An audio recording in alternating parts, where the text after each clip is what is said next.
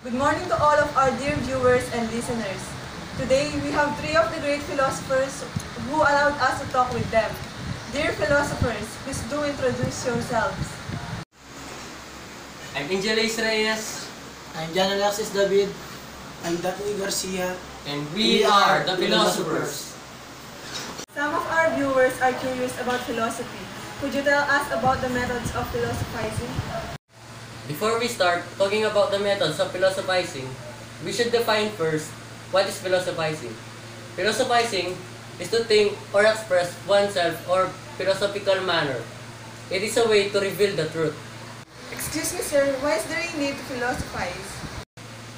There is a need to philosophize in order to distinguish truth and opinion.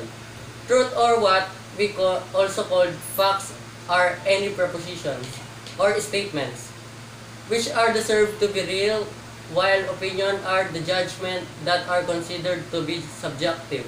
The first method of philosophizing is phenomenology. It was founded by Eman Husserl. Reality is made up of events perceived and understood by human consciousness. So literally, phenomenology is the study of phenomena. It is the appearance of things or things as the appearance in our experience or the way we experience things to the meaning of the things having our experience. So basically, phenomenology studies the structure of various types of experience ranging from perception, thought, memory, imagination, desire, and emotion. Am I right, sir? Absolutely correct. Mr. Daphne, will you please define the second method of philosophizing?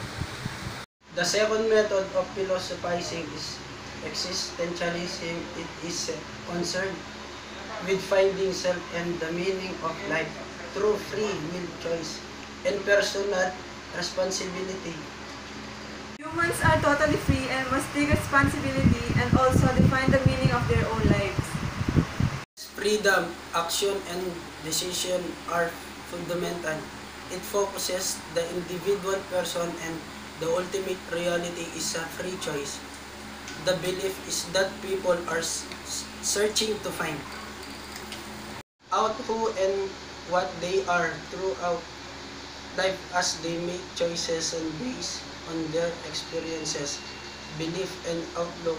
Existentialist believes that a person should be forced to choose and be responsible without the help of laws, technique, rules, or tradition.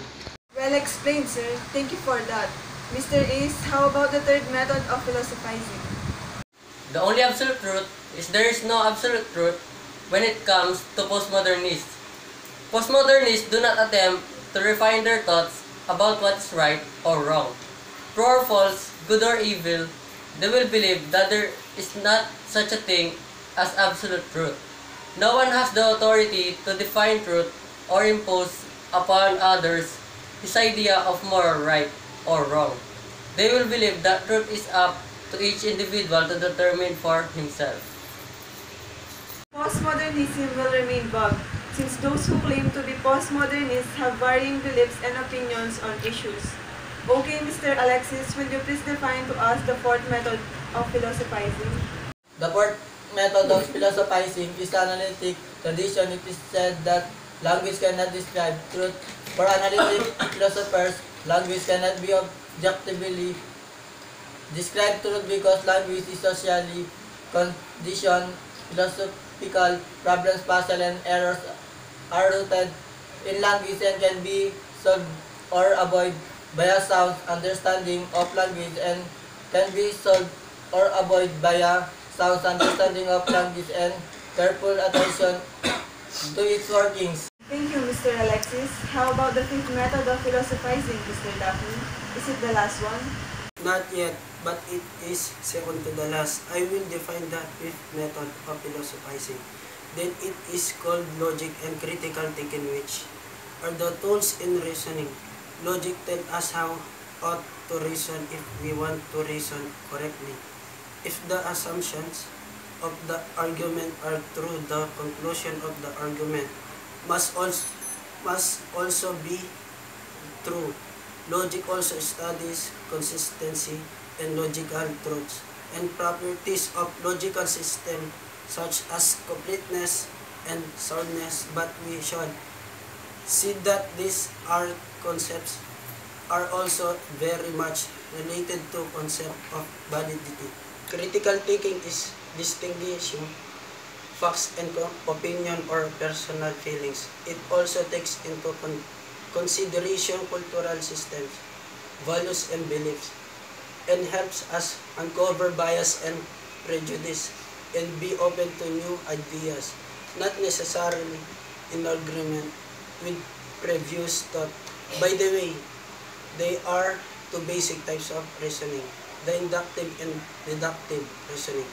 Inductive reasoning is based on observation in order to make generalization, while deductive reasoning, which draws conclusion from usually one broad judgment or definition and one more specific assertion, often an inference. Mr. Ace, will you please define the last method of philosophizing? The last method of philosophizing is fallacies. Fallacy is the use of invalid or otherwise faulty reasoning or wrong moves. In the construction of an argument, there are 11 common fallacies: appeal to pity, appeal to ignorance, equivocation, composition, division against the person, appeal to force, appeal to people, false cause, hasty generalization, and begging the question. Begging the question are the 11 common fallacies. Mr. Ace, since we're lacking of time, Mr. Ace, I guess, was not able to define those 11 common fallacies. But at least, in the end, we already know the 6 methods of philosophizing, and why is there a need to philosophize. Thank you for spending your time with us, dear philosophers.